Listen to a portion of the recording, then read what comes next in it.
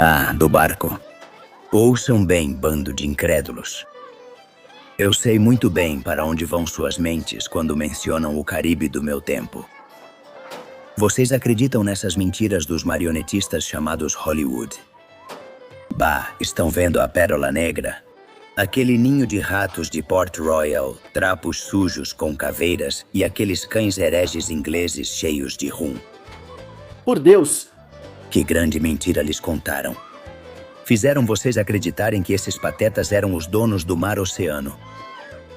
Juro por minha honra que isso é uma mentira. Ouçam agora esta história de um mulato espanhol. Nunca me perguntaram a minha versão. Meu nome é Miguel Henriques. Nasci em San Juan em 1674. Filho ilegítimo de uma mulher mulata livre e de um branco que nunca apareceu. Fui sapateiro, guarda-costas e no final corsário do rei da Espanha. Durante anos fiz ingleses, franceses e holandeses tremerem. E fui chamado de grande arquivilão, o rei do Caribe. Fui apagado dos livros, mas não do mar. E hoje serei eu mesmo quem vai te contar a minha própria história.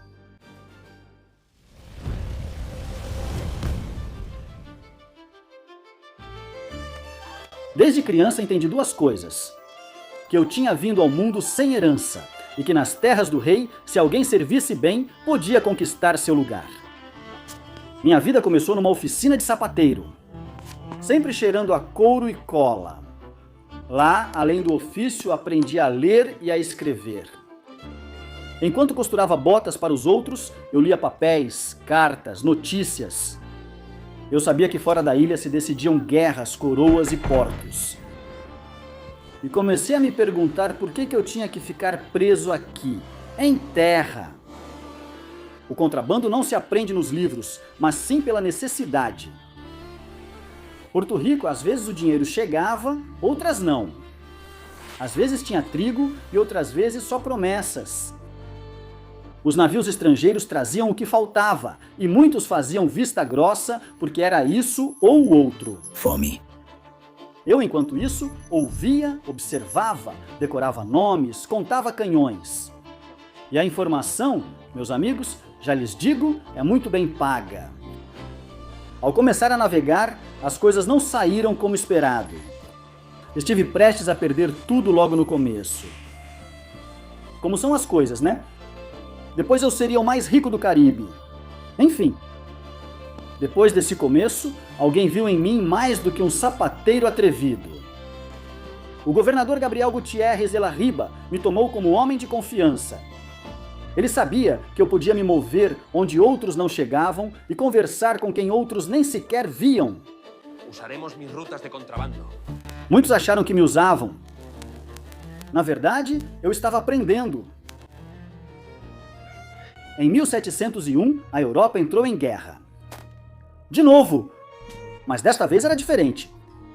Ingleses, franceses, holandeses, todos queriam tirar uma casquinha do império. Foi aqui que deixei de ser um qualquer.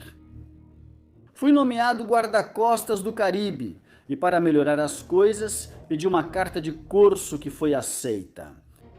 Isso sim foi incrível. Como guarda-costas, no começo, éramos pouca coisa no papel. 2 barcos, cerca de 200 homens e ordens de vigiar as costas. Mas logo percebi que se eu fosse arriscar minha vida, não seria para aparecer em um relatório, mas para mudar o equilíbrio de poder em prisioneiros de Sua Majestade Felipe V. Cada bergantim estrangeiro que interceptávamos, ele consertava e rebatizava. A Maria, a Glória, a Pérola, São José. Nomes que voltavam uma e outra vez, porque se um caía, o seguinte herdava o estandarte. Parte do butim ia para pagar homens e pólvora, o resto para armazéns, fazendas, pão, grãos. Porto Rico deixou de me ver como um aventureiro de sorte e começou a me ver como o que eu realmente era, o homem que preenchia as lacunas que o Estado não alcançava. Um dia, chegou uma carta de alguém acima de qualquer governador, do próprio Felipe V. Quando você tem origens como as minhas, nunca espera que o rei saiba seu nome, para ser sincero. Em 1707, o monarca me nomeou capitão de mar e guerra. Era o reconhecimento de que meus navios defendiam melhor estas costas do que muitas esquadras oficiais. Pouco depois me fizeram cavaleiro. E em 1713, a medalha da Real Efígie, o rosto do rei sobre meu peito. Em San Juan, mais de um cerrou os dentes. Um mulato armado com honrarias que muitos achavam reservadas só para eles. Você imagina isso na pérfida Albion? Alguém como eu, com tantas honrarias? Bem, embora essa frase para se referir a eles só tenha sido dita em 1793, mas que diferença faz? Sempre é um prazer dizer isso. Com esse apoio, minha armada cresceu. 30 navios, depois mais. Minhas embarcações patrulhavam desde Las Vírgenes até Curaçao e Jamaica. Às vezes, ainda mais ao norte, tão longe que os ingleses da Nova Inglaterra viam surgir no horizonte uma bandeira espanhola que não esperavam. E quase sempre o resultado era o mesmo. Eles perdiam um navio e eu ganhava um. Lembro de um capitão inglês capturado, pálido de raiva mais do que de medo. Ele me disse uma frase que depois repetiriam em Londres. You are the grand arch-villain of this sea. Eles pensavam que me insultavam. Sem saber, eles estavam escrevendo meu título.